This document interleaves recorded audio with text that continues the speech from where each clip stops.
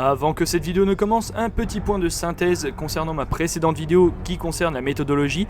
J'estime, ça n'engage que moi, que ce que l'on trouve sur internet aujourd'hui sont soit des leaks qui sont inventés de toutes pièces par monsieur, madame, tout le monde, soit ce sont des bribes de faux scripts, on va dire passés de date, tout simplement, ils ne sont plus à jour, et du coup ils sont mis sur internet de manière officielle par des personnes qui se cachent derrière un pseudo pour encore une fois donner des miettes à des leakers et des leakeuses qui justement vont en parler sur YouTube.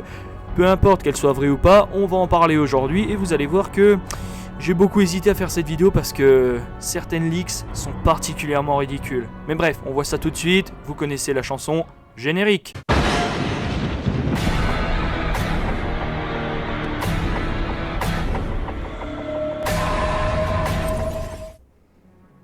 Alors oui, plus je relis mes notes, plus je me rends compte que l'information principale, enfin l'information que je vais dire dans quelques secondes là est particulièrement ridicule. Enfin bref, faut y aller. Donc, le patient en fuite d'un hôpital psychiatrique, le fameux K, rappelez-vous, qui a juste la lettre K comme définition, est censé courir après Gale pendant tout le film. Donc jusque là, ça n'a pas trop bougé de ce que l'on sait de lui. C'est une personne qui s'enfuit d'un hôpital psychiatrique et qui stalk Gale pendant tout le film. Il y a une sorte de pseudo-explication, soi-disant, je vais en parler très rapidement. Mais le truc qui est complètement stupide, c'est qu'on sait déjà comment le personnage va finir. À la fin, le personnage soi-disant se fait rouler dessus par Gale qui tue ce personnage, donc Kay se fait tuer par Gale qui lui roule dessus tout simplement, tout ça devant la maison de Sydney. Ça a aucun putain de sens. Oui, je sais, je compatis à votre scepticisme, mais c'est pareil. Il y a cette info du personnage de K, on sait ce qu'il fait, où il va, comment et surtout où est-ce qu'il meurt, est-ce qu'il meurt et en quel lieu. Ça n'a aucun putain de sens. Donc à partir d'aujourd'hui, le personnage de K, je le laisse de côté parce que c'est d'un ridicule pas possible. Par contre, c'est là où les leaks deviennent assez intelligentes et je suis très content d'avoir une leak qui va dans ce sens, leak ou rumeur bien sûr, concernant Gale. Gale, ça va être le tournant de cette vidéo, on a énormément de choses sur elle, soi-disant. Écoutez bien. Le show télévisé de Gale est annulé. Vous savez, celui que Dewey adorait regarder au début de Scream 5. Voilà, ce show télévisé-là est annulé. Gale, d'ailleurs, aurait une rivale dans le film. Donc, comme dans tous les films depuis Scream 2 d'ailleurs, de près de loin, qui ici s'appellerait Robbie. C'est une femme, voilà. Elle serait ce personnage intrusif, chiant, pot de colle, qui dénigre Gale, bref, en soi, une pure Karen. Mais malgré tout, ce nom pourrait être un faux nom, un petit peu comme par exemple Debbie Salt était en fait Madame Loomis. En soi, je vous vois venir. Mais non, le personnage n'est pas si stupide que ça ou insupportable, et c'est pour ça que je suis très heureux d'avoir un leak de cette qualité, ou du moins cette rumeur. Je vous explique, regardez, c'est Gale qui a toujours été comme ça.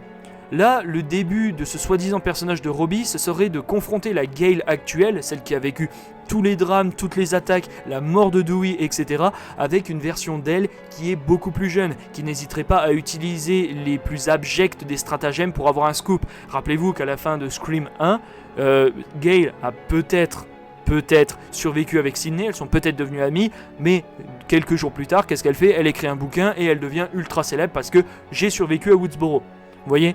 Ça c'est exactement la même chose. Aujourd'hui, la Gale de Scream 2022 et de Scream de Scream 6 ne ferait jamais plus ça. Vous voyez, elle aurait au moins plus de recul. Elle ne ferait pas les choses de manière, comme je le dis, intrusive, chiante, pot de colle, etc. Non, ou qui dénigre Sydney ou qui utilise Sydney pour avoir le scoop.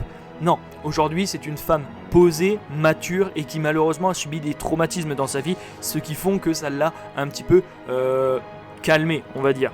Toute proportion gardée, on parle d'un personnage fictif. Donc ça c'est plutôt bénéfique, on va pas se mentir. Autre chose, les leaks seront très rapides aujourd'hui, les leaks et news seront assez rapides aujourd'hui, ou les théories encore une fois. On va parler du cas de Jenna Ortega. Alors, attention, des insiders, encore une fois, tout le monde est insider, si on les écoute, on va pas se mentir, disent que le contrat de Jenna Ortega est toujours ouvert comparé à celui de Melissa Barrera qui n'a jamais eu une opportunité sur le script de Scarred Tissue, donc Scream 7. Je vous réexplique. En gros, si Jenna Ortega demain arrive et dit « Oui, bonjour, j'aimerais faire un caméo. Bon, oui, bonjour, j'aimerais être un personnage ultra secondaire », elle est encore, soi-disant, open, c'est-à-dire juste pour une scène ou une après-midi de tournage. Contrairement à Melissa Barrera qui, elle, n'a jamais eu cette opportunité. encore une fois, je sais qu'il y en a qui apprécient les sœurs Carpenter, il y en a qui apprécient pas. Moi, pour le moment, je ne fais que de vous énoncer ce qui se passe.